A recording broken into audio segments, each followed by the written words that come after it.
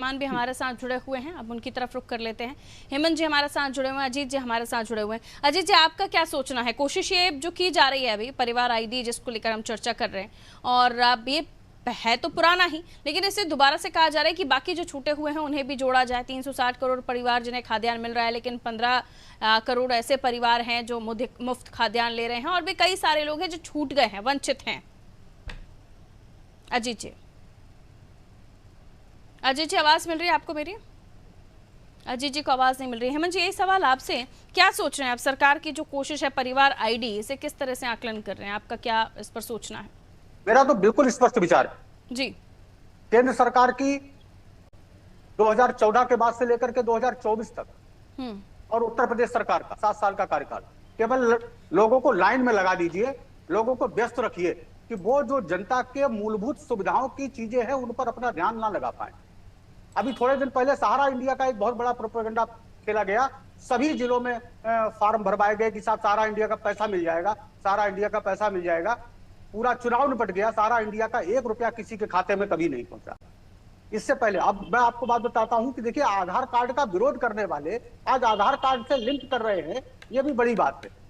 जब कभी सत्ता के विपक्ष में थे भारतीय जनता पार्टी और गुजरात के मुख्यमंत्री थे आदरणीय मोदी जी, तो आधार के लिए बड़ा विरोध करते थे। आज आधार ही सबसे ज्यादा लाभान्वित चीज हो गई।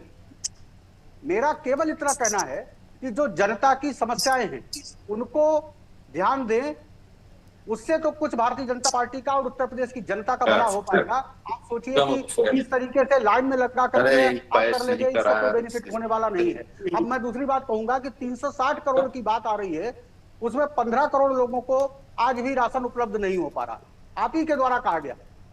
मैं पूछना चाहता हूं कि पिछले 7 साल की सरकार में इन 15 करोड़ लोगों के लिए जो राशन की उपलब्धता केंद्र सरकार, कांग्रेस की केंद्र सरकार के द्वारा एक कानून बना करके दी गई थी, वो आज तक क्रियान्वयन नहीं कर पाए। इसके लिए सरकार जिम्मेदार है या अधिकारी जिम्मेदार है?